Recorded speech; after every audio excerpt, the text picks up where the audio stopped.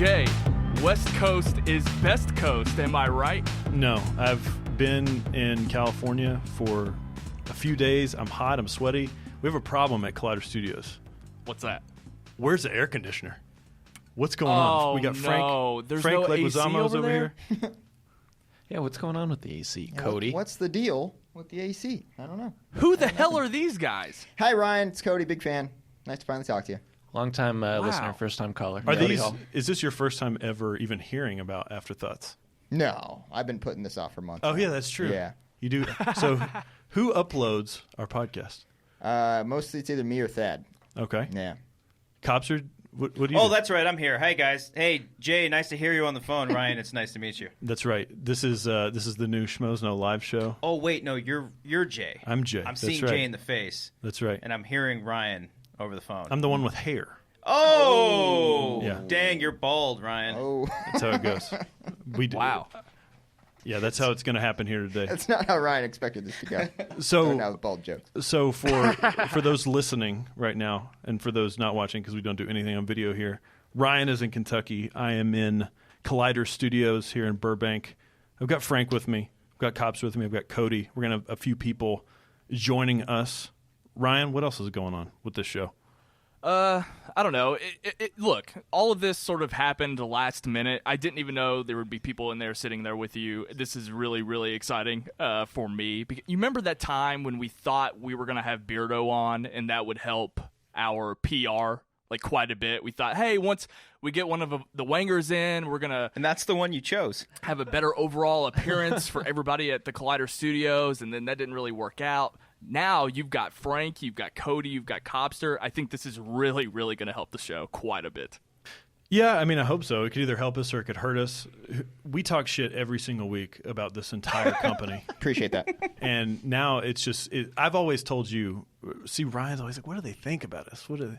I guess we'll find out today. You want to bring in Dennis and Do Thad? I have Hold on, some let's go notes? get Oh, them is real Dennis quick. here too? Where's he at? I think he is. Yeah, I think he he's showed here. up today. Is he yeah. in? Yeah. So one thing I can definitely confirm, Frank definitely works in a broom closet. Oh, absolutely. It's No dark. way. It's scary. There are bats hanging in there. Mm-hmm. I mean, you look great, man. You want to know a fun fact about that? What's that? That was supposed to be like our finishing room, our like exporting room. Like, is that like a porn term? No, Okay. no. Am I explaining that right? Or it was always going to be your office. Let's You be never honest. said it was going to be yours. So you're always so humble about it. Yeah. You're like, no, that's going to be everyone's Yeah, office. you And had a then- desk out there with two computers or two monitors and a computer, and you just ended up Remsen's staying over desk. there. Now it's And it's Remsen's now. desk. Here's my question. So- So, Frank, I feel like, how long have you worked for Collider? Cody, how long have you... Cody and I started the exact same day. I knew about this exciting day. via the Wangers show. Oh, thank you So so Wait, much. patreon.com/Wangers. there you go. Sign up now. So how long has it been officially? A little over 2 years. A little over 2 years. Why are people just now finding out that you work here? That's what I've been asking this whole time. Okay. I'm a hidden gem. This was you did this yourself, okay? Whenever we'd You have a did, camera yeah. on you, you would hide frantically and never want to be on camera anywhere or a microphone. You got a little taste for it, and now you want I the got a whole little thing. taste, Yeah. and now Yeah. I'm going on a publicity tour. So this is stop number 2. So this is something that I'm fascinated with anytime I talk to anybody that works with Collider. And it actually kind of started with Beardo because Beardo had... Beardo doesn't work. That's right. So he let's doesn't. get one thing very... He gets very annoyed when people think he does work for Collider. So Beardo had his show. I don't know. I guess it's on hiatus. I don't know, along with a lot of other Collider shows, even though it's not a Collider show. So he did this show. He did this podcast, and a lot of people liked it. A lot of people really enjoyed it. When we interviewed him, it sounded like he didn't want anything to do with putting any sort of content out or doing anything like that. He wanted to be a part of something. Why are you laughing? I was wondering what that was. So Frank, now that you are in front of the camera more, you are a regular on the Wanger Show, 2 episodes. Yeah, that's officially a regular. 2 out of the Yeah. last 3. All right. Yep. So are you getting like the itch to do anything? Don't be a Frank. No. Yeah, I'm here to announce my new podcast. Okay. Called Being Frank. Airs... Or let's be frank. Ooh, that's... Quite frankly. Quite frankly, that's the name of my show. That's pretty Quite damn good. frankly. If you could pick Oh. one person in the Collider Studios, who would be your co-host for it? Can I pick you because you're here? No. Okay. Good shave. Dennis? Someone's about to get their feelings hurt. Let's see. Jeff Sneider. I'm going to go with Adam Smith. Okay. Oh, Collider.com. yeah, There yeah, it that's is. great. That'd be Is- an entertaining hour. Is Adam Smith, because there's a myth It's a legend. about A myth about Adam Smith. you, Frank. It's a Smith myth. Smith myths. God, All right, you, we're changing the name of the podcast to Smith Myths with Adam Smith from Collider.com. well, you took my joke, but my question is he like the sleeping giant of Collider? Oh, yeah. Everybody here talks about how great Adam Smith. Ryan, give me like one thing you know about Adam Smith being like the greatest hidden gem of Collider. Have you heard people talk about this? He's got a great voice. Yes, he does. And it's sort of wasted because he's never on camera.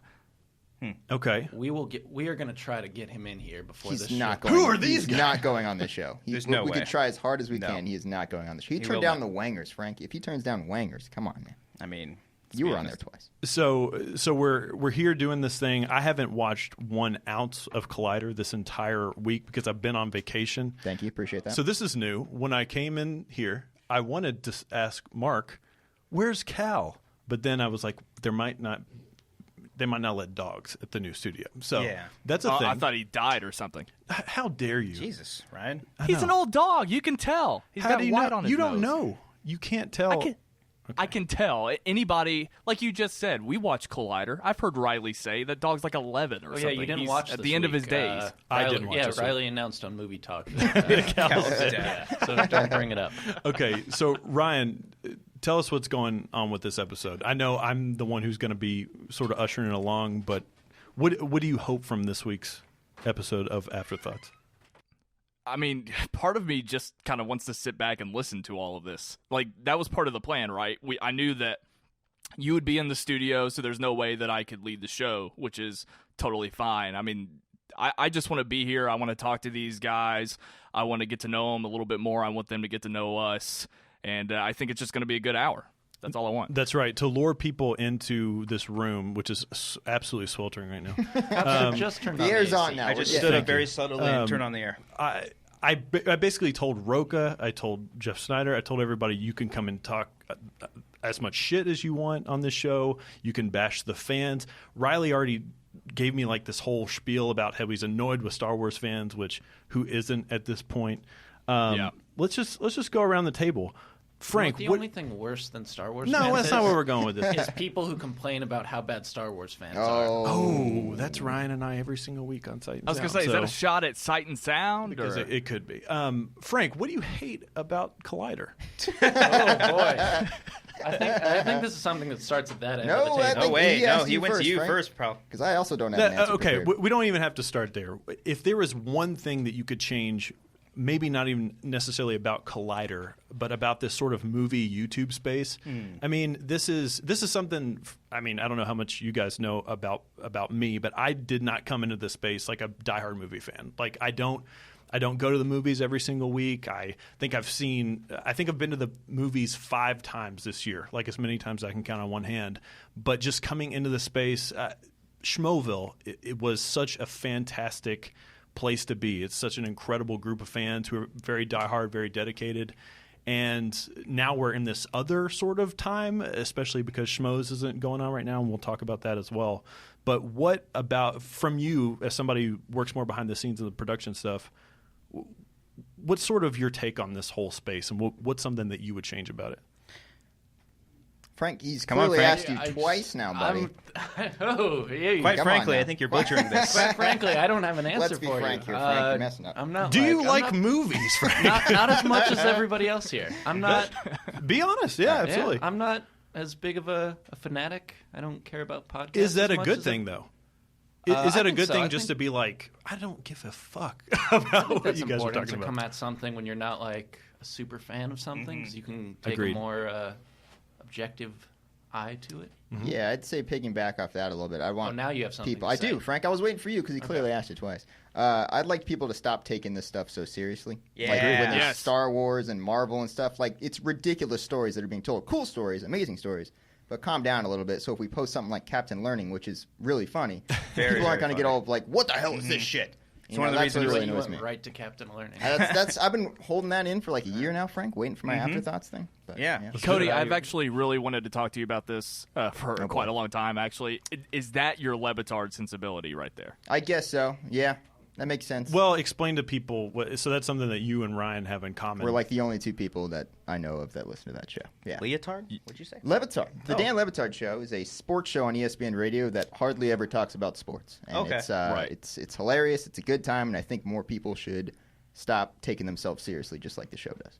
Right. That's right. I listen to Dan Lebitard every single day, and it really does rub off. I mean, anybody who listens to anything I create, you can tell that show rubs off on me, because I like to play up taking certain things serious, but overall, I wish that people could follow suit with that, because in fact, I think for some reason movie fandom just seems even less serious than sports fandom, even though of course there are similarities. But it just seems so silly to get this upset about film and about television. Mm-hmm. And I don't think, and it's not just Collider. I think a lot of the outlets don't help that cause, right? Mm-hmm. They take themselves way too seriously, and that's what I don't respond to on camera or via an article or whatever.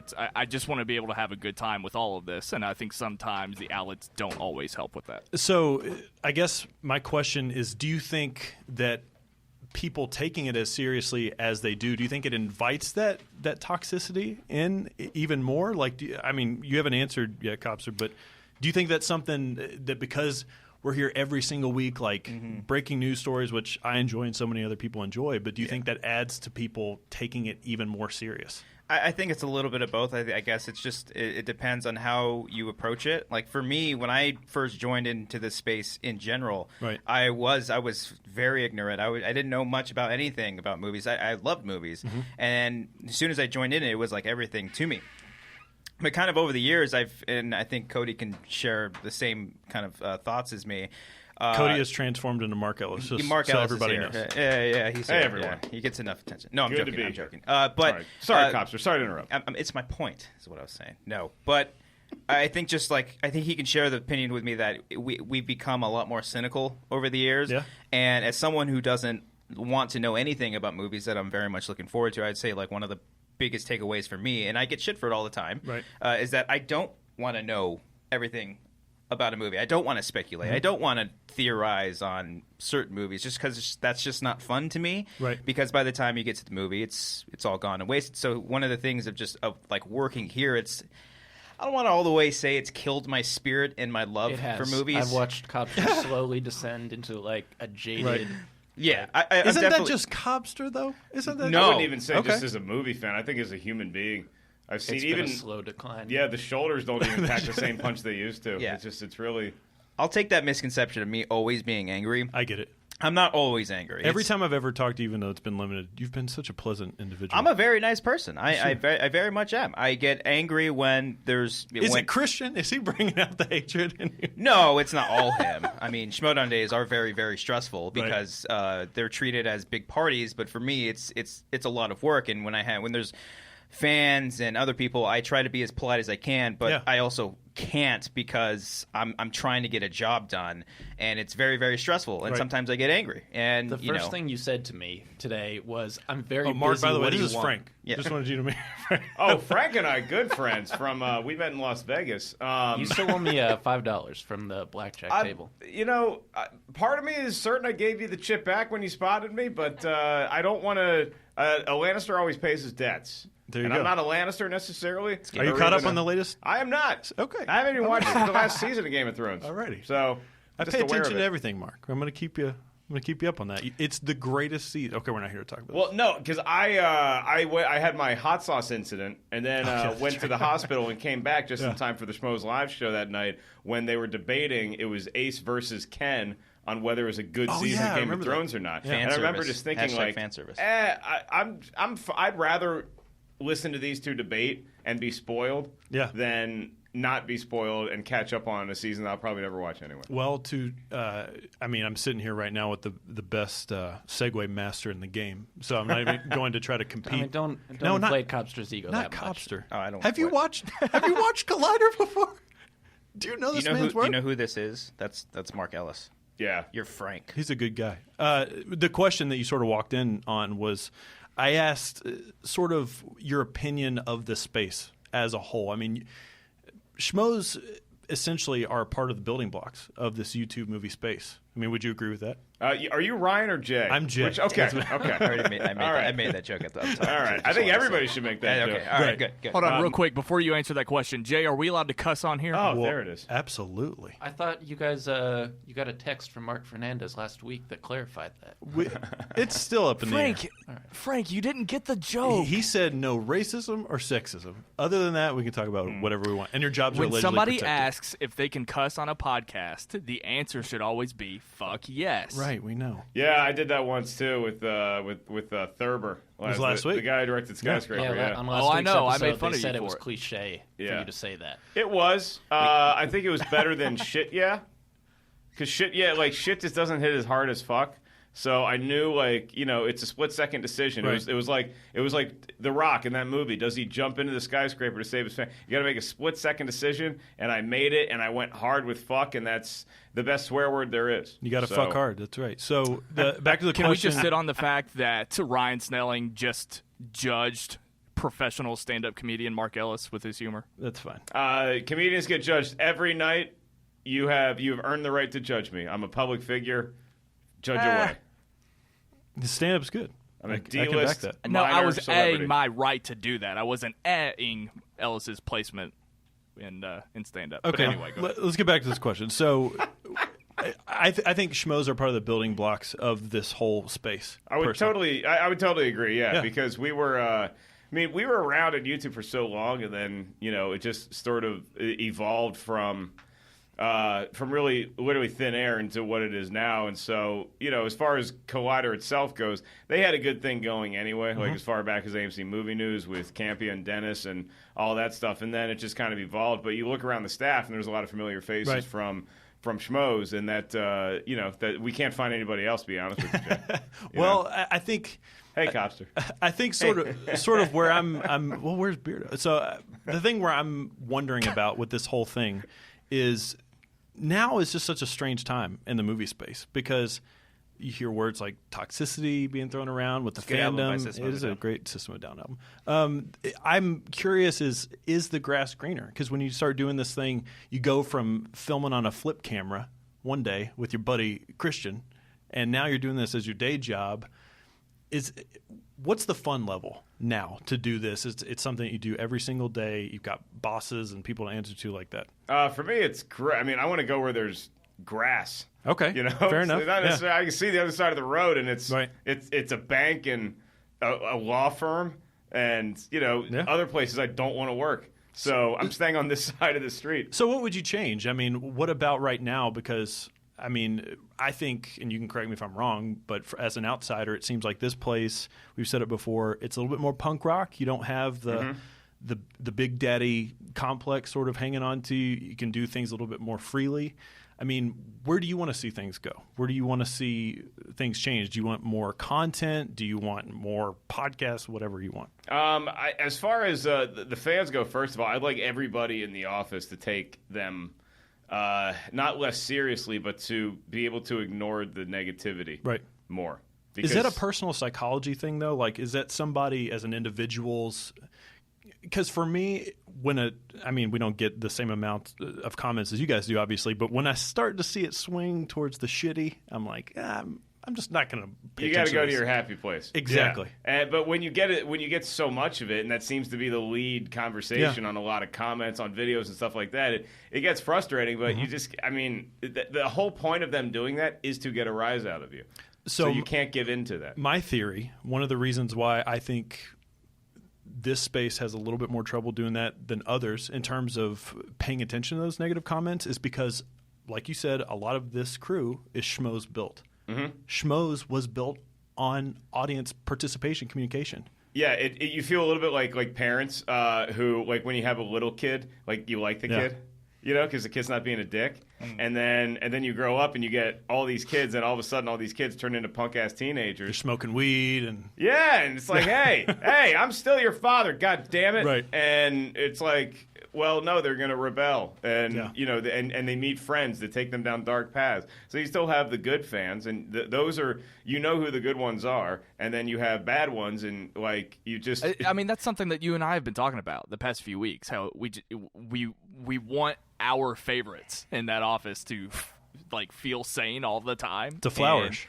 And that's what seems to be bringing everybody down a lot. I mean, you have Riley pumping out, and this isn't on him. I mean, you have he had 2 full episodes of Riley Roundtable where he was just broken, and he was worn down from his experiences, and that sucks. Like, that's not the Schmoes. No, that's not the Collider that I signed up for. And again, it's not on them. It's just, it's terrible. You and I feel it too. And yeah, but you can't rely on it too much. That's why your question matters. I mean, we have to get to the bottom of it. Yeah, but you can't rely on other people for your personal affirmation too much. You can't wake up and go to bed thinking, well, other people I've never met before online think I'm cool, so I'm going to keep doing this. Like, keep doing it because you want to do it. And if you get negativity, it's hard. It sucks. It's not easy. But you have to have thick skin, especially if you do what we do, where we're literally every day criticizing other people's work. You can't criticize people's work and then be like, why are people attacking me? Like, people are going to attack you. If I'm going to shit on a movie and say it's a bad movie,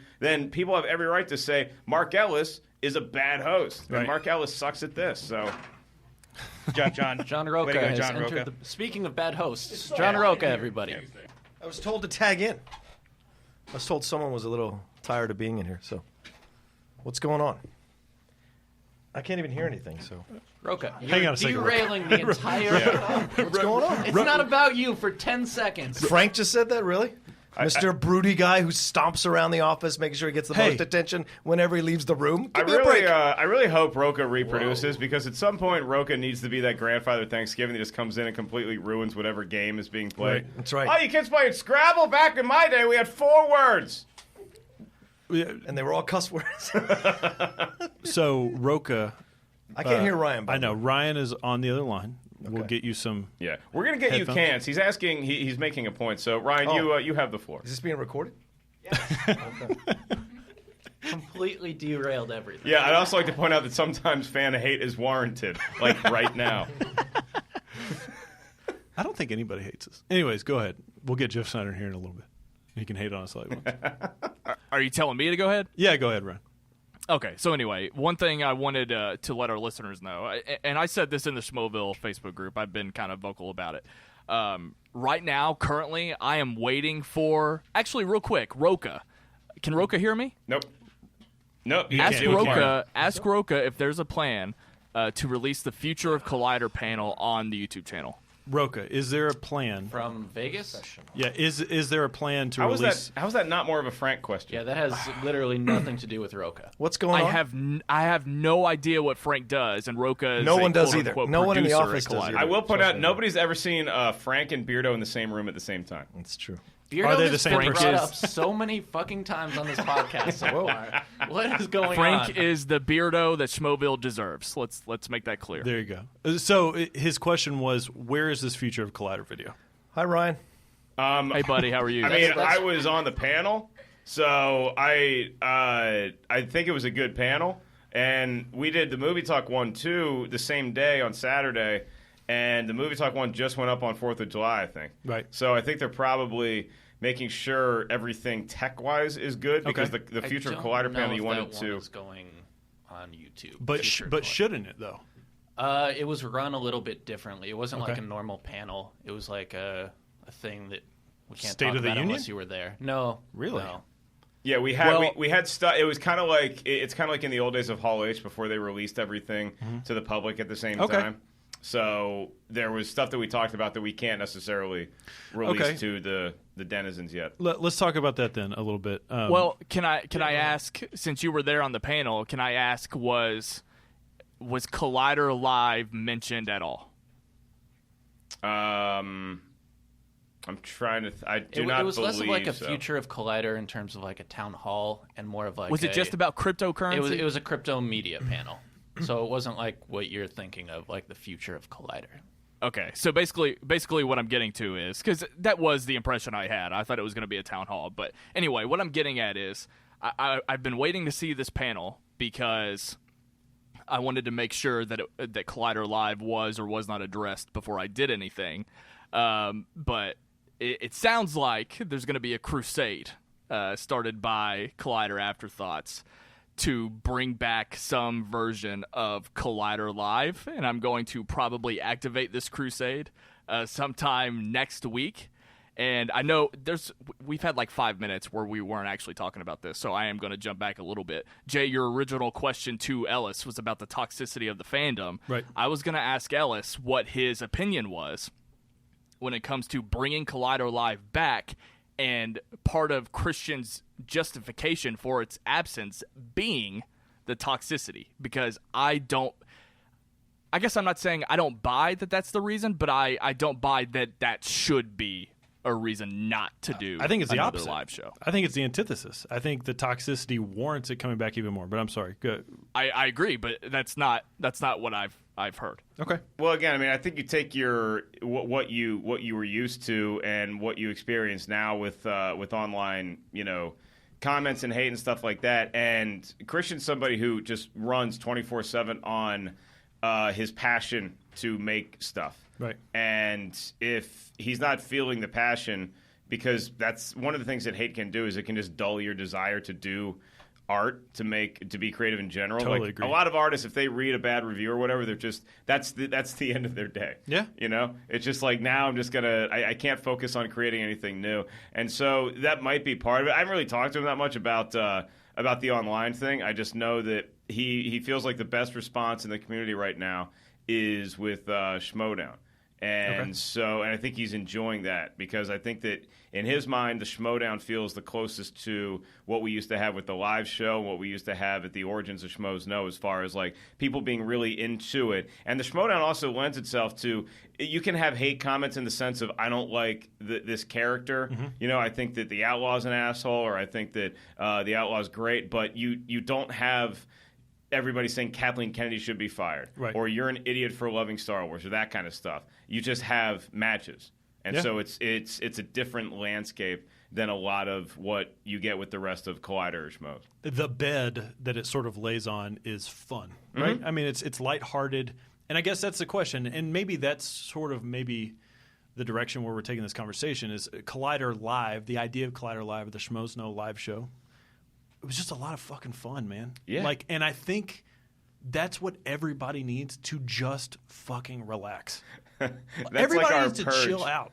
Yeah, it is. Like, everybody just needs to go out and just start making fun of everybody, get drunk as hell on Collider, and just have a good time. Yeah, I mean, I think the thing that everybody has to remember is that when I feel like Schmoes was in its heyday, the Schmoes Know live show, Phase 3/Phase 5 is when Christian and I were doing Schmoes. He was kind of coming to his tail end run of anything else. I don't even think he was working in production at all by the time we got into Phase 3.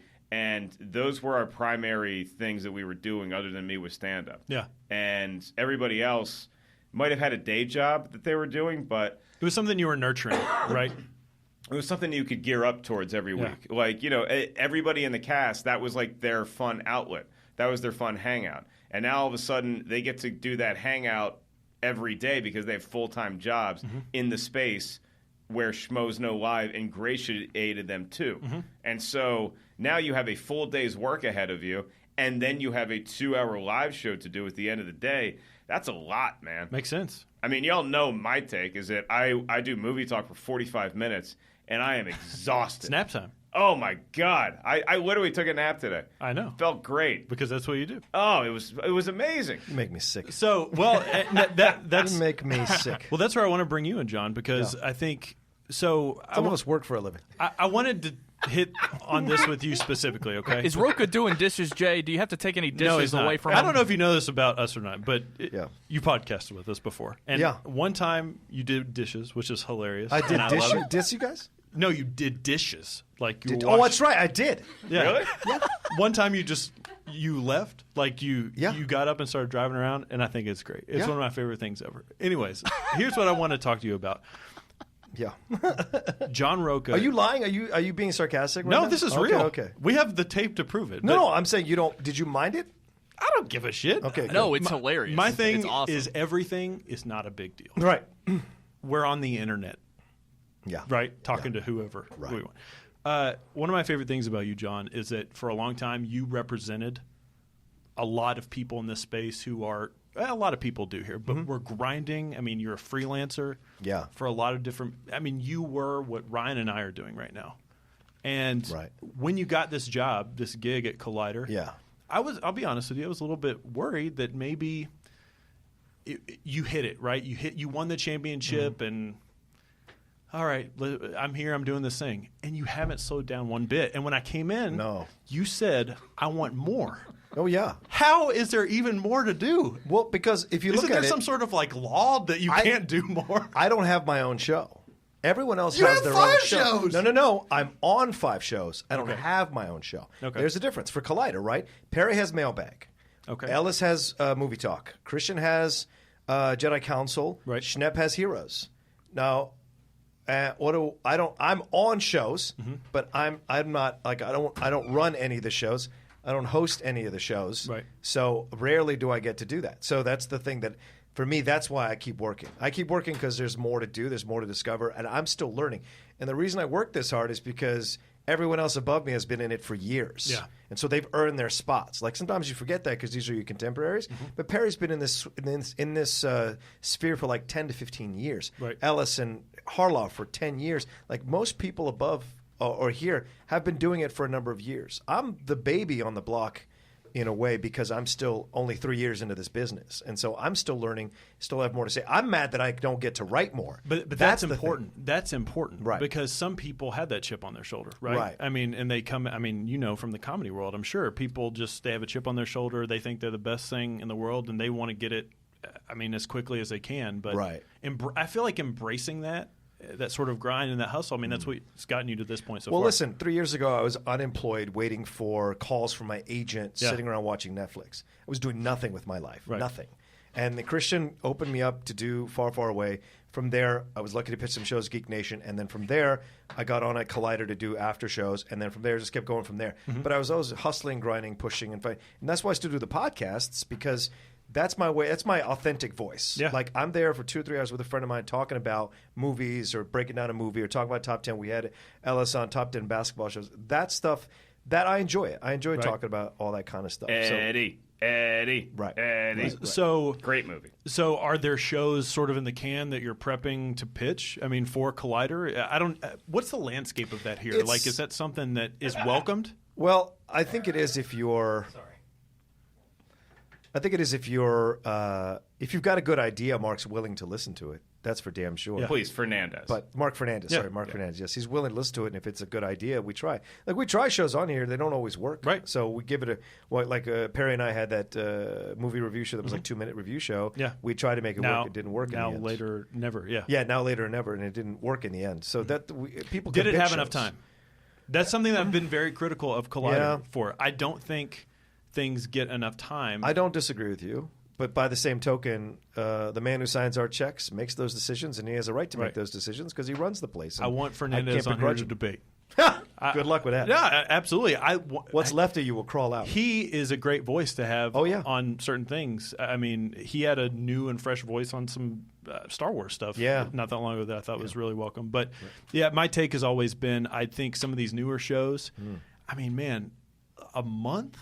Yeah, it's just not enough time, man. The trends in this space are just I don't know. And you have to remember, like we were under Complex, and then Mark bought us out from under Complex, so we're essentially a startup. It's volatile, so we're going to try It's volatile right now, and we're going to try a bunch of shows. We're going to try different things, see what works, what doesn't work, what combinations work, all that kind of jazz. And we're like Collider Gaming just popped up out of the blue, and now we got all that stuff going on that side.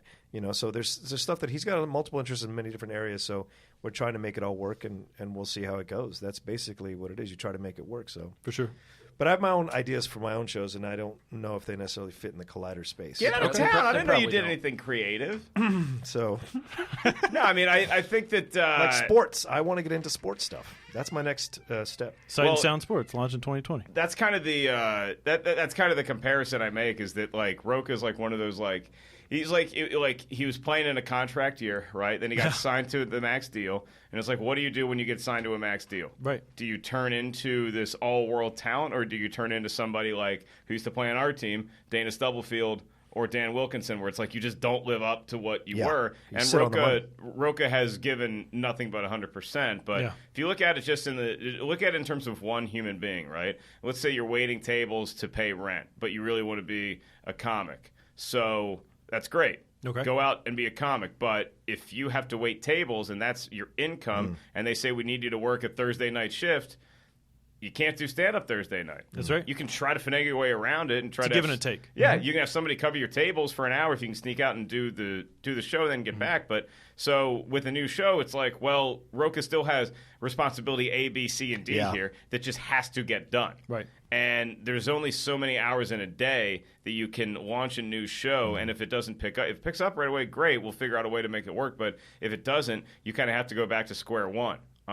Which, you know, in the future, it'd be nice to have more personalities available to these shows.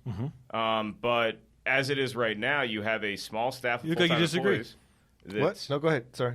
No, just you have a small staff of full-time employees that are utilized in a lot of different ways now. Okay. So it's hard to ask anybody to be more of a Swiss Army knife unless it's something that they're really passionate about. And then if they are passionate about it, great, give it a shot. But if it doesn't work, you can't. It's hard to give it the test that I do think a show like Now, Later, Never, for example, needed. Right. So I think it would have been a popular show. But it's hard to ask him and Perry to do that on top of all their other responsibilities, especially when the view count isn't reflecting it. So, so essentially what you're saying is... That's just my read on it. I leave at 9:45. I mean, this is my first... Well, Caption This had a long run. Right. Caption This didn't quite was the best show that Collider has ever put out. And it's sort of getting a new life on Instagram TV. Yeah, it is. Caption This was the best show that Collider's ever done. Sure, but the views and I will don't stand support by that. May I ask why? Ryan wants to know... Well, you Sorry, Ryan, go ahead. Because it was fun.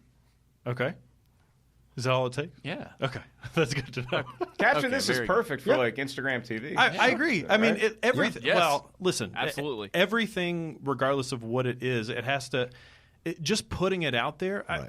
Again, one of the things we've been talking about a lot lately is just how much Collider is putting out, and I get that as much as anybody. I mean, if you sort of lay out a huge net, you're going to get these new people, and the numbers of Collider going up show that. It shows that the channel is growing.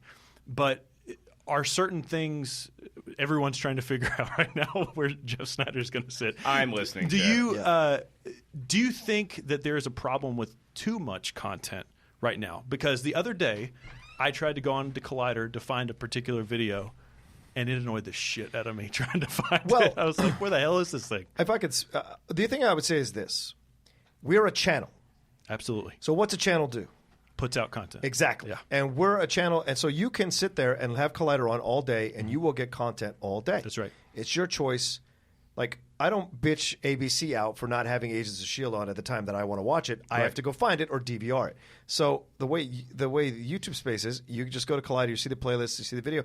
We're putting stuff out every day. And so that's the thing. We're a channel, so we have a bunch of shows coming up. So to me, when people say too much content, I don't understand that argument, because if we're a channel, then we, essence, should be doing 24 hours of content go ahead, every day.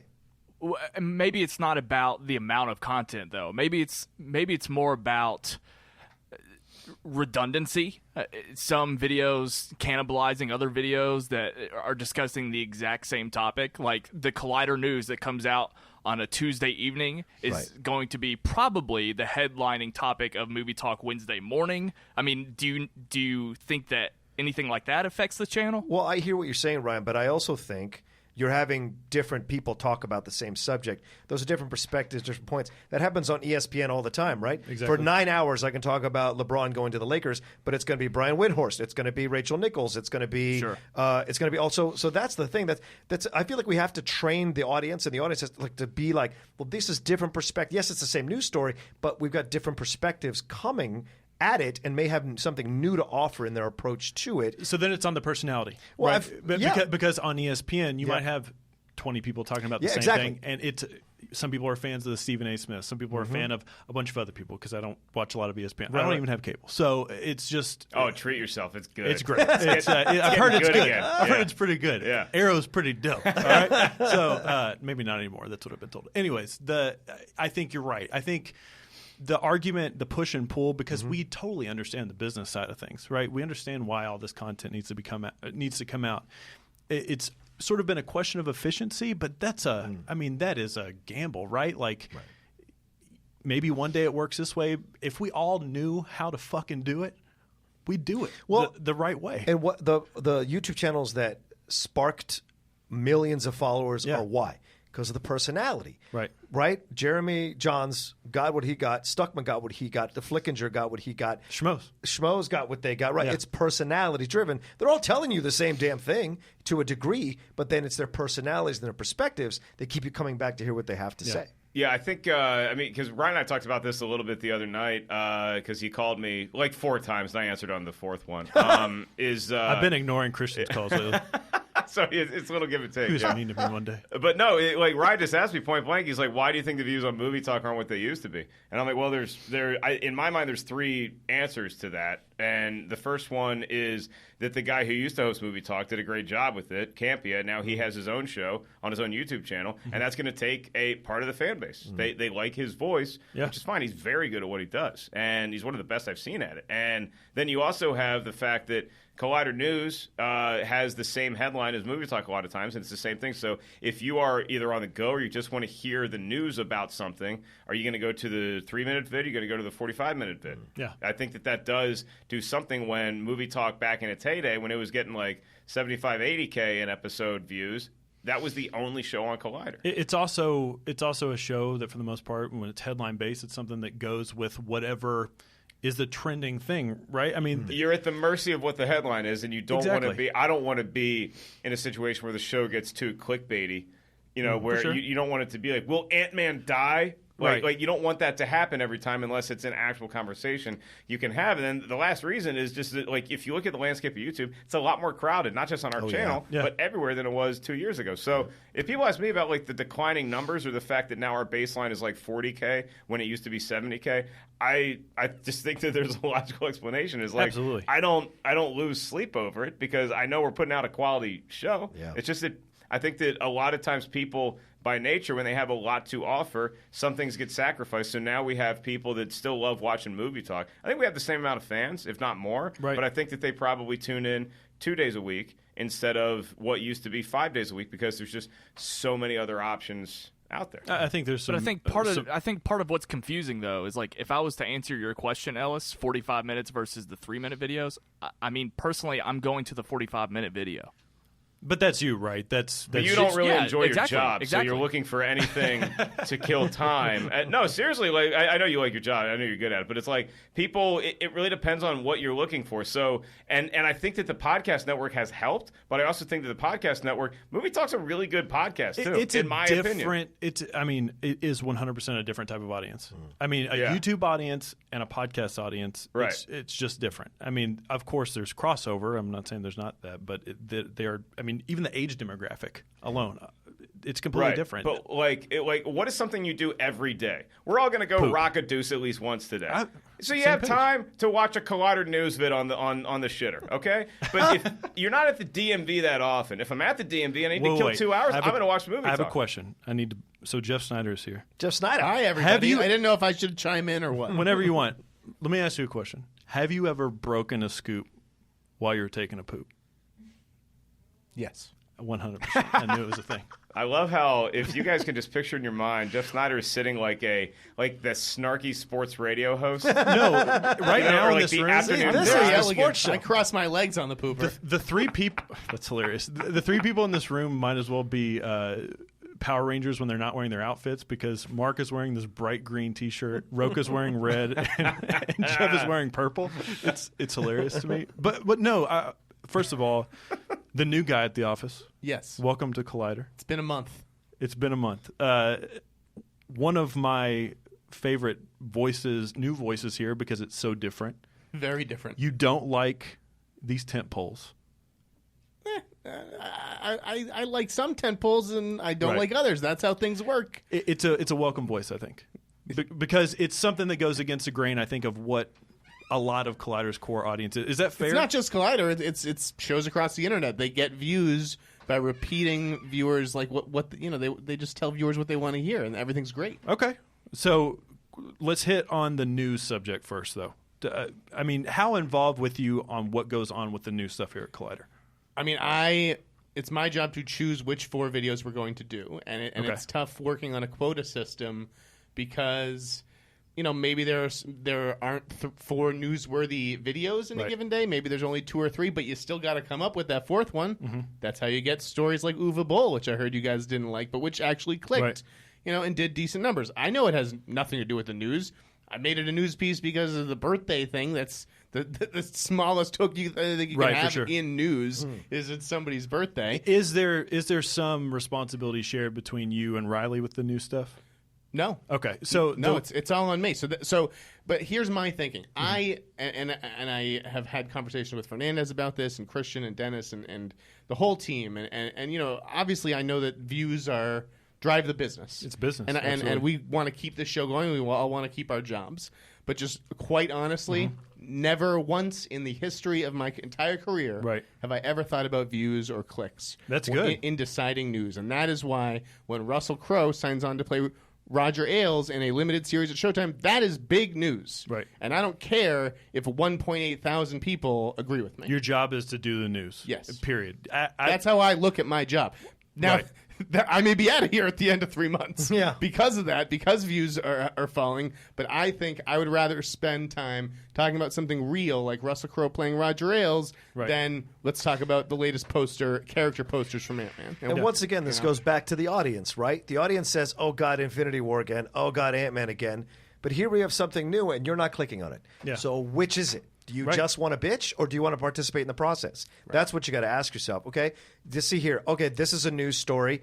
I can click on it. I don't even have to watch it. Just clicking on it, let it run while I'm washing dishes or whatever, then it still counts. A lot of dishes. Jay, that's where the Avengers 4 thing comes in, where my attitude, and I take full responsibility, and I shouldn't have brought that disdain for the idea of doing the video to the video. It's fine. But I get where, because people had complaints, and I did talk to management here about it. But should you have? Let me ask you this question, real quick, before we go any further. Do you like being on camera? Yes. Do I think it's tough being on camera every day? Yes. Okay, that's a fair point. You can only grab the microphone stand for so long. I like to strangle it. No, you like the lead singer. I didn't know that. It's tough for you? Really?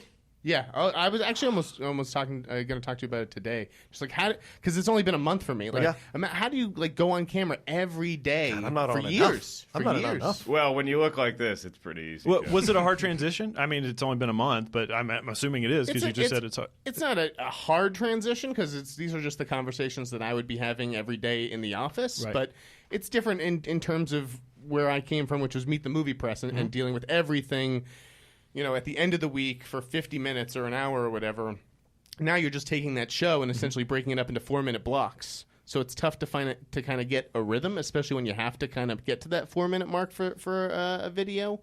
Would it be better if there was an avenue, and this is, I guess, just more me and you talking here, but would it be better if there was an avenue to sort of satiate that need for a more longer form? I'm down to do more here. Like, I think that they know that. I think that they're trying to break me in and get the audience comfortable with me because it is a bit of a jarring, you're a personality shift. Now, whether you want to be or not. Right. You're a personality that people are either going to be on, right? And so, or off and it is tough to come up with opinions and takes on some of these, like images, like you said. Yeah. Like, I wouldn't have covered the first Wonder Woman image or the first Quentin Tarantino image on Meet the Movie Press. We don't talk about that kind of stuff there. But now I'm being asked to have a 4-minute take on it, and it can be tricky. Yeah. As a true journalist, I just need to let you know this, Ryan.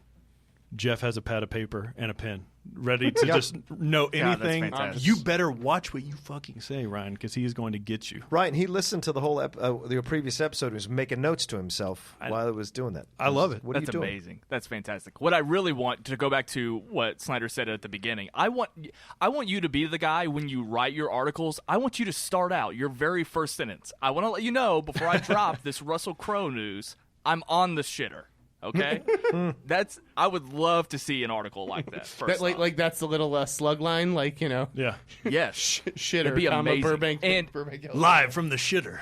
It's Jay. I think you wanted to ask Jeff this question. I don't know if you were going to, but it sounded like you were going to ask him. Should Snyder, and either one of you could answer. Should he have to apologize for that Infinity War Absolutely response, not. though. No one should ever have to apologize for anything, as long as it. I mean, especially when it comes down to your movie opinion and how your attitude is. If you don't like if you don't like the comic book stuff, be that guy. Sure, right? but what I was apologizing for was a certain attitude that conveyed like I'm above all this, and that I don't want to ever come across like I'm talking down to fans, because it is a privilege to be on the show and to be on the air, and I guess I took it for granted that time. But I am genuinely curious. Like, is this what the audience wants? Do you want me to sit here and talk about potential Infinity War titles, or would you rather us spend this video, which is going to get the most clicks out of anything today, would you rather spend it on another Russell Crowe, Roger Ailes story? My whole take with stuff like that is, it's especially, and you probably know this as well as anybody, when you're putting out headlines and stuff like that, your goal is to just get the numbers and whatnot, right? And you're getting a lot of new people, but you're also getting people who are your diehard fan base. And I mean, the people who are going to be with you are going to be with you no matter what. I mean, there was a time when the Outlaw on the Schmodown, I couldn't stand him. That was your goal, right? I mean, that's what you wanted. And you want to be honest and stuff on a lot of this content. But man, there can be villains in this space. There can be heroes in this space. Well, that's another question. If I can connect some dots for a second. At the very beginning of this episode with Cody, we talked about we want this space. We want it to be less serious, right? And we also talked about the fact that Roca mentioned training your audience. Jeff's take on Infinity War right there in that moment is Exhibit A, like with what we personally want. I mean, talk about putting your fandom in check a little bit, causing them to question what's actually important, what should they take serious, what shouldn't they take serious. So that's the ultimate point I wanted to make, is that because the reality is that there are going to be people like Jeff out in the world who feel that way. So I think one of the things in greater media, in greater news, that we have a problem with is the fact that there's the echo chamber effect. Too many people. I live in Kentucky, where I'm forced to interact with people who agree with me and who really disagree with me. I have people in my family that hardcore disagree with my moral belief, but it's made me a better person to interact with people. I mean, don't get me wrong. The Star Wars thing and the fan base of that is a whole other issue. But is that what y'all talk about at Thanksgiving? Pretty much. Oh, boy. It gets Here comes Grandpa with his Last Jedi theories again. It's pretty intense. So you know what else is bullshit about Snoke? but it's important. It's important, I think, for people to hear that opinion, especially on Collider, because if there's somebody that doesn't sound like the Collider voice, I think it's a good thing. It is, but it's tough when you categorize it as heroes and villains, because I understand the Outlaw comparison, but nobody wants to be the villain all the time. Yeah. Absolutely. Nobody wants to be the contrarian constantly. And is there a villain on ESPN?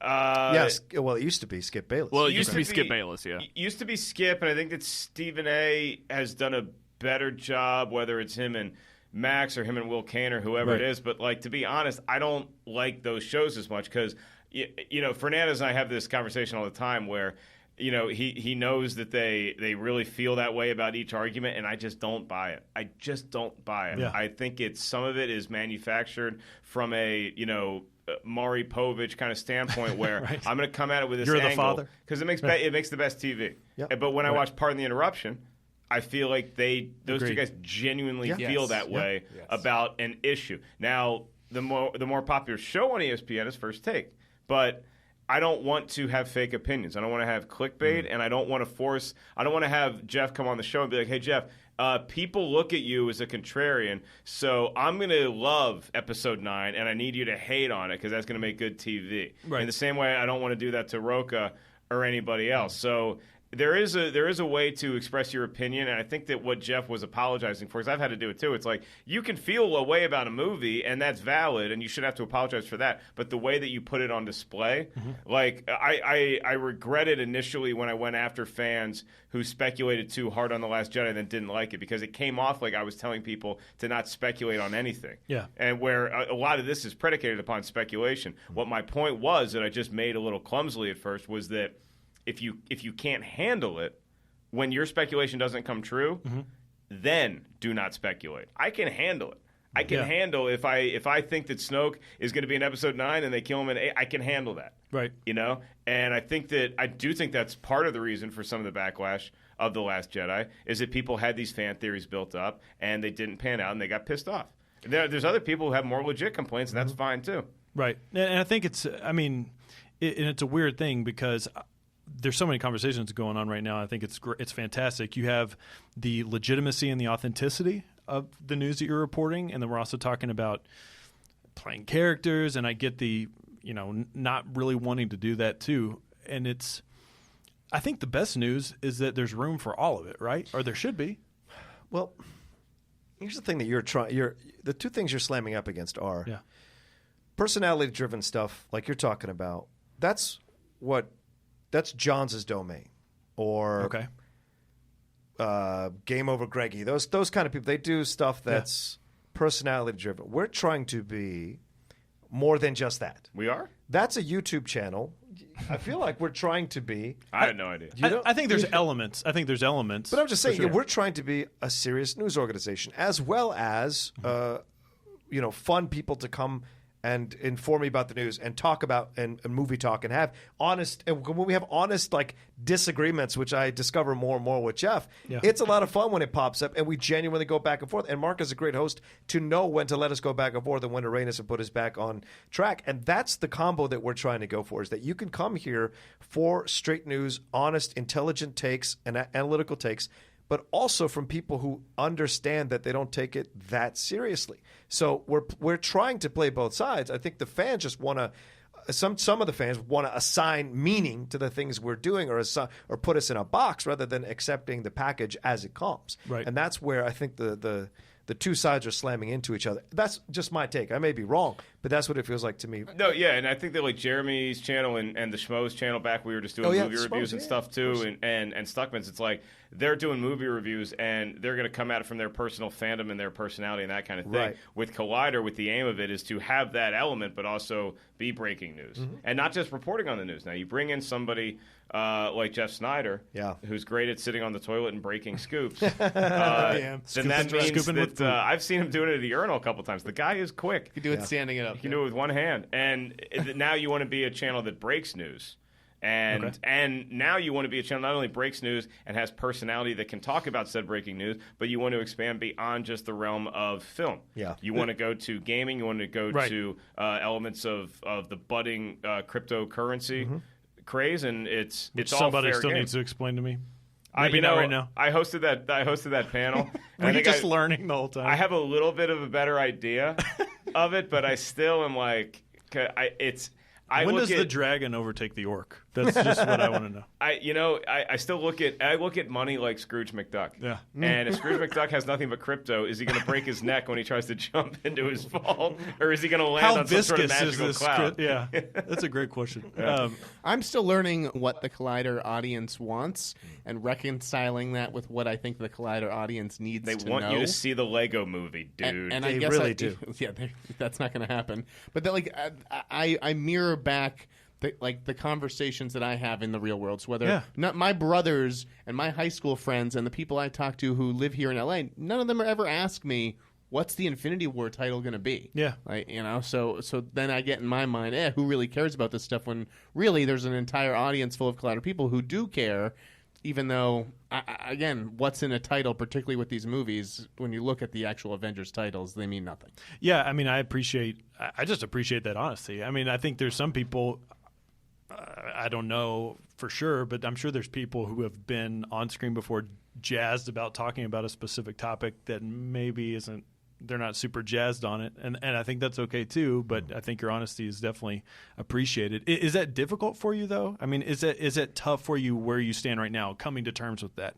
Is it something you're struggling with? Yes, I am trying to adapt a bit, yes. Do you feel like you're at one of those summer camps where they're trying to convert you into something that you're not? By the time your boy leaves this camp, he will care about nothing but Avengers. I love the MCU and Star Wars. Yeah, a little bit, yes, but there will be some resistance, and I think that's the fun of watching the shows is seeing that. Frank does look a little cult leaderish. He works on Dark. Frank. I'd follow him anywhere. Yeah, I would put on Nikes and a purple shroud for that guy any day of the week. That's hilarious. Ryan, what else do you got, man? I was just going to talk about, like, again, speaking on behalf, Jeff's personality is definitely welcome because you and I have talked a lot about sort of the threshold of movie fandom, right? Like, more than anybody in the office, Jeff is the guy that you and I interact with in the break room, right? He's the person knowing that we're, like, in tune with pop culture. He might ask us what we thought of Deadpool 2, but the minute we give our response, his eyes glaze over, right? Because oh no, he just walks away from you. Let me tell you from personal experience. The minute Jeff is done listening to your opinion, he just walks away. At least I'm not clapping. I think movie fandom turns outsiders off because it can be so really like obsessive and again toxic. I think there's a threshold where people from the outside are looking in. Jay is probably somebody who could speak to this the best. An outsider looking in. It's like you're looking at everything going on in this movie space, and you're just kind of disgusted by it. Well, I don't know. If you open it up, there are people that are like that. I've interacted with people. So when I've sort of invited them to learn more about Collider, they don't get it, and they don't like how serious it may be, or et cetera, et cetera. Right. I don't know I don't think any of you were in the room when I was sort of talking about this, but this whole thing is relatively new to me. I mean, I told, I think Copster and Cody, I've been to 5 movies this year. What? I am not a part of this fandom. I am on this show because I love what you guys do. I'm obsessed with it. I do a show, a pop culture show. I'm a music guy, right? Our other podcast, we cover music, movies, and television. Movies is just... that Sight and Sound? I've heard of it before, and allegedly I've never been invited to be on it. That would be fun. You've been on it before. Have you I? reviewed Logan with us when you were doing dishes. That's not a TV show. All right. Anyways, so I came into this space completely fresh and new, and it was exciting to be in Schmoville because it's an incredible fan community, still is. But the more I just started getting into it, I realized how inside of the bubble a lot of people are. That just a lot of people don't do this movie thing every week. They don't pay attention to the same types of conversations, and that's okay. That's one thing that for me personally, I think you guys have done a way better job at recently. Just being like, a lot of people don't really care about this. Maybe inviting that whole conversation in. Yeah, and I try to be cognizant of that when I'm on camera here. Is that you want to give everybody an entry point. The casual fan. Yeah, you want to give people who feel about movies the same way that Perry Nemiroff does an entry point. You want to give Mama Nemiroff and you want to give Nana Nemiroff the same entry point to be like, hey, shout out to Nana. We're talking Nana's the best. So we're talking about movies, but you want to at least give people a space to come and kind of get ingratiated without hitting them over the head with you have to know everything about the MCU or everything about Star Wars or else you're going to be lost. So It's hard because you want to get new people involved, but you also don't want to explain – you don't want to rehash the steps of Star Wars fandom to people who have been paying attention every day. One of the things I noticed with Schmoville is that they're huge movie fans, and a lot of them do go to the theater every week, but they started to stick with us, not because they're caught up with every movie that's coming up, but because they enjoy the personality and the debate. And because I'm like you, to be honest with you. I see movies not because they're free, and I get into press screenings, and I review them for my job, but I was like you. I would see maybe 5 movies a year. Right. Like Batman Begins came out, and I did not go see it in the theater, just because I'm like, I'll catch it whenever. So you don't have to go to the theater every week, or I don't want you to have to go to the theater every week in order to enjoy our show. Well, my perspective is, it's been honest, is essentially that I am very, I make a normal living wage. I'm very cautious with the amount of money that I go and spend. I am cautious with my time that I go and spend. Unlike Snelling, who's just fur coating it at bars. Well, see, he's backed off of it a little bit too, I think. Maybe not, that hasn't been his decision. But if I'm going to a movie, I want to know that I'm spending the money on something good. I'm not trying to get into a movie debate, but I didn't fucking like Justice League. I was pissed. Nothing wrong with that. But in fairness to me, I lean back and I rely on the reviewers that I support. And I'm not calling you guys out. I took y'all's word for it, but that's okay. I thought Justice League was awesome. I know, exactly, and that's fine. That's A-okay. That was awesome. Yeah. Is that a real opinion? Yes. We're not here to talk about... Christian's going to get mad that we're talking about movies. So, Batman and Wonder Woman working together, recruiting new heroes? I can't tell if this is a comedy bit right now. Yeah. Are you being a villain right now? But no, in all seriousness, when I was like, do I want to go see this or not, I did what I feel like a lot of people do, and they say, I'm going to check out what the reviews say. Yeah. Some people forget that that's actually how people still go to movies. That's how I used to do. I used to read Claudia Puy in USA Today every week. Is it, though, how people still go to the movies, or do they listen to the marketing? I think it's both. Is that a fair statement? That's why everybody saw Gotti. I want to believe that it's both, but I don't know. I think people are just looking at that Rotten Tomatoes score, and they're not actually reading reviews or individual quotes. I think that's the way the most lay people do now, is because you like in the modern era we live in. It's the closest. What saves me the most amount of time? If you look at a score, and that score may not be perfect or reflective of how the majority of people feel, and that score might be influenced by factors outside of their control. But I think people do that. I mean, obviously, I hear from a lot of people that are like, I watch schmoes first before I make my decision, and then I'm going to go based on that. But I think a lot of people are just looking for, which is fine. Like, I think Rotten Tomatoes is great because if you're reading a review or you're watching a movie review on air, there's always the risk that that reviewer is going to spoil something you didn't want to know. I'm a little like Cobster in that. I don't want to know anything about a movie. I want to see the trailer, get excited about the trailer, and I don't want to know anything else. Don't tell me too many plot details. So we try to be, I try to do that in our movie reviews too, is we'll edit ourselves. I would rather be too edited than not edited enough when it comes to a non-spoiler review. Yeah. I get... those are all great points. Mark Ellis. But I'm about to... No, I think he's great. My thing is the Rotten Tomatoes. At what point people are like, I'm just looking at... If you are just looking at the Rotten Tomatoes score, and then using it as bait, and then you get mad, whose fault is that?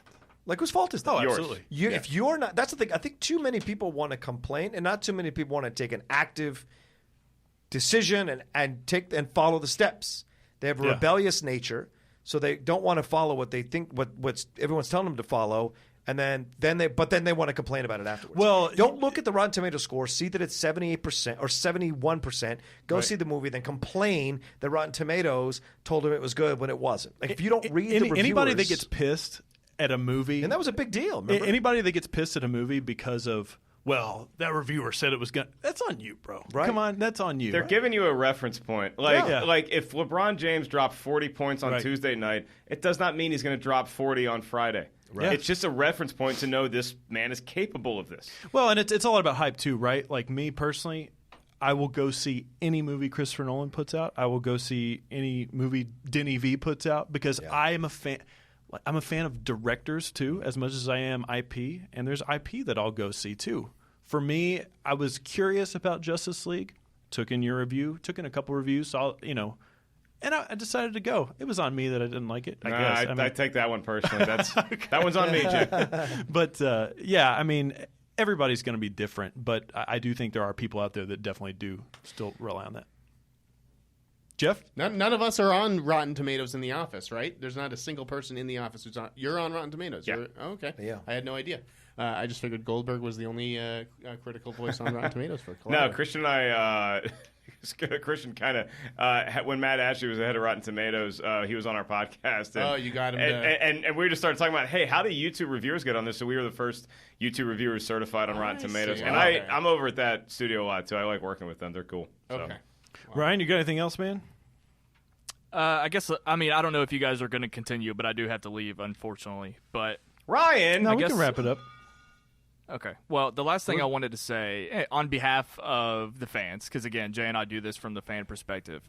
Fans, I'm sure they're eating this episode up, right? Because I think a lot of people feel like there's not enough transparency. And, again, that could be a whole other discussion. But I'm sure people are loving...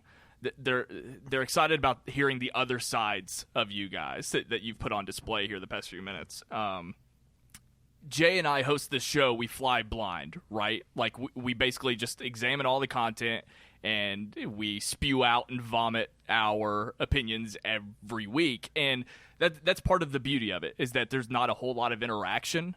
But when I took this gig a couple of years ago, I expected, probably wrongfully, I expected a little bit more interaction. I wanted somebody, I wanted a personality to embrace whatever we were doing so that they felt like they were a part of it. And it's funny that Frank has been the guy the past few months that seems to be that guy for us Frank? right now. Wait, I'll come on every week and defend the decisions that we as a Collider News team make. And I will come on every week That's and exactly debate my those point. decisions that he's made. Jay and I had no idea that there was a 4 video quota on Collider News, right? Never. So the second that Jay and I were vomiting out our Collider News takes, the second you need to tell me something, I want you to say, get me on next week's show. You can call in, maybe we can pre-record something. I want you guys to be a part of this show more than you have been so far, because I would love that. Frank? That's sort of been my dream, but I think the fans would really, really love.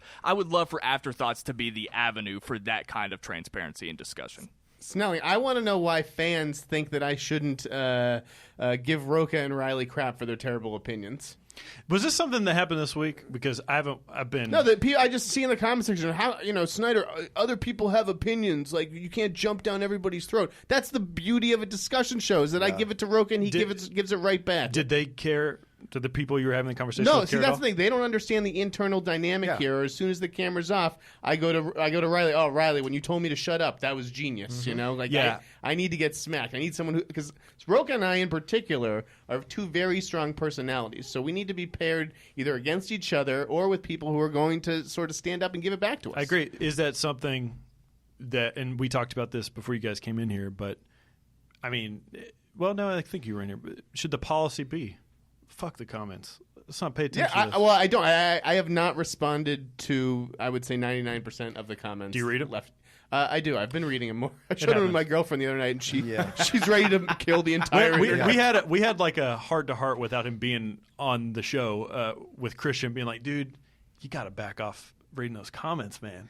But it was our lifeblood for so long, so it's very tough to get out of that world. And I think that I have a different perspective that he does, simply being still in stand-up, because Christian used to be able to, and he was one of the best at it, is to get on stage and just rant. Absolutely. He could get on stage and just rant, and the crowd would go with him. These are live human beings. Right. And now people take a rant online very differently than they take it at a comedy club. Mm-hmm. And a rant online lives on forever. Yeah. And a rant in a comedy club, it starts and it ends, and that's your night, and then you feel good after this emotional purge, and it's just the therapeutic aspect of doing a vid online is no comparison to what you get after you just had a set where you got to expel some demons. So it's a tough thing to reconcile sometimes, especially when you're just having a normal conversation, right? And people are ramming you for it. Yeah, it's like, well, I mean, I had this again. Ryan and I were talking about it, being like, Christian, you gotta relax, brother. It's okay. I think he's doing. He texted me about a week later. He goes, stop reading the comments, and I said, I'm proud of you. I still keep a healthy eye on it myself. Just it's more from like I have the chat room going when I'm hosting Movie Talk, because I want to know that the technical aspects are good. I want to know that we have the stream is up and that we have a healthy echo. You'll crack the whip. I've seen you crack the whip before, and it's one of my favorite things. I can do it if I need to. On the live show before, I've seen you be like, guys. Yeah, fans get. I mean, look, you have to realize you do have some responsibility to your fan base too. If people are getting out of line, you can't just be like, oh well, that's fans. Sometimes you got to roll up the newspaper and hit them on the nose, and that's what I think I treat all the panelists like when they're having a debate or whatever afterwards. I'm like a 1950s dad. As soon as the show's done, I'm just reading the newspaper by myself and having my scotch, and the kids are going to do whatever the hell they do. Taking I don't a nap. really pay attention to them. I just go to work. But I do want to thank Ryan too for joining us, because Ryan, he's right. You look back, Ryan, and it's like you've been doing this for 2 years now, and like the level of passion that you've brought to covering these kind of things, it's something new and it's something inventive, and I think that you guys keep reinventing the wheel a little bit when it comes to how you cover the online space, and I've always really appreciated it. I like that we have a humorous back and forth, and we can rib each other, but at the end of the day, it's nice to know that you're a genuine, solid dude. Unlike this Jay Williams cat who just comes in here I am willy-nilly clammy as shit right now. asking if I have an inflate-a-bed in an extra room. It's like, dude. Bro, I got an Airbnb in Silver Lake that I'm looking forward to checking into. So What about Silver Lake was the reasoning behind this? It Did was you like hear things? So hippies? Random off-topic thing here on Afterthoughts. I have a friend, my lifelong best friend, actually lives on Sunset.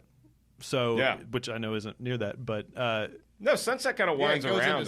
So it's midway between him and here. Okay. So for the most part, I guess. There you go. I mean, geographically, I could be wrong. But. You're welcome to venture down to the world famous Comedy Store. I am. I'll be there tonight, actually. Oh, really? Okay. So will I. We'll talk about it. Okay, we'll talk about it off here. Anyways, Ryan, you got anything else, man? We're gonna let you get to Ant-Man. Yeah, I got to leave. Rocha Ellis, it's always great talking to you guys. Jeff Sneider, great first conversation. I hope it's not the last, buddy. I appreciate your time. I'll be back. Absolutely. We appreciate it. Enjoy Ant-Man. Stay for both post-credit scenes. Stay. Okay, bye. You can find Ryan Snelling at What Up Snell, Twitter and Instagram, also on Sight and Sound every single week covering movie stuff. I am at Jay Williams, J the A to the Y to the E on Twitter and Instagram is the same for both. You guys know where to find these guys. I mean, if you're here and you don't know Mark, Roca, and Jeff, I mean, I don't know what they'll, unless you're like my mom. You can find me rocking out to that new Drake record, Scorpion. Boy, the kids really seem to be dancing in the streets to this one. Here's another track. Roca, do you have a Scorpion take? What's Scorpion? Okay. Jeff, do you have a Scorpion take? You mean the CBS show? Finish him. Wow. Do you mean the CBS show or do you mean Mortal Kombat? The new Drake album. Drake? Yeah, you know the guy Drake, who sits it went platinum in a day. Okay, here's the deal. Here's my take. It is not a good. He broke every Apple Music record available. He went back in the studio and recorded shit about his kid because my boy got called out. That's true. So fuck him. Fuck him. That's true. Dude, like, when somebody comes at Roca and they acknowledge the fact that Roca has two 20-year-old twin sons, Roca's the next day on Movie Talk is gonna be fire. That's right. Should we? RB3 tried to have a diss with me or a beef with me because he wanted to get his numbers up on his show. No, see, he would beat me. I can't rap. RB3's good. Remember when we did the roast? Yeah. On Schmoes? Yeah. RB3 can roast. I know. I don't want to fuck with that at all. Like this is not my game. Anyways, guys, thanks so much. We'll catch you all next week. Thank you all. Thank you. Appreciate it. Kayla, she's sitting here beside me. Thank you, Kayla. Thank you for bringing class. He has to hit the stop button. Oh, yeah, thanks, Cops. Hit the stop button. Oh, yeah, thanks, Cops. Hit the stop button. Oh, yeah, thanks, Cops. Hit the stop button. Oh, yeah, thanks, Cops. Hit the stop button. Oh, yeah, thanks, Cops. Hit the stop button. Oh, yeah, thanks, Cops. Hit the stop button. Oh, yeah, thanks, Cops. Hit the stop button. Oh, yeah, thanks, Cops. Hit the stop button. Oh, yeah, thanks, Cops. Hit the stop button. Oh, yeah, thanks, Cops. Hit the stop button. Oh, yeah, thanks, Cops. Hit the stop button. Oh, yeah, thanks, Cops. Hit the stop button. Oh, yeah, thanks, Cops. Hit the stop button. Oh, yeah, thanks, Cops. Hit the stop button. Oh, yeah, thanks, Cops. Hit the stop button. Oh, yeah.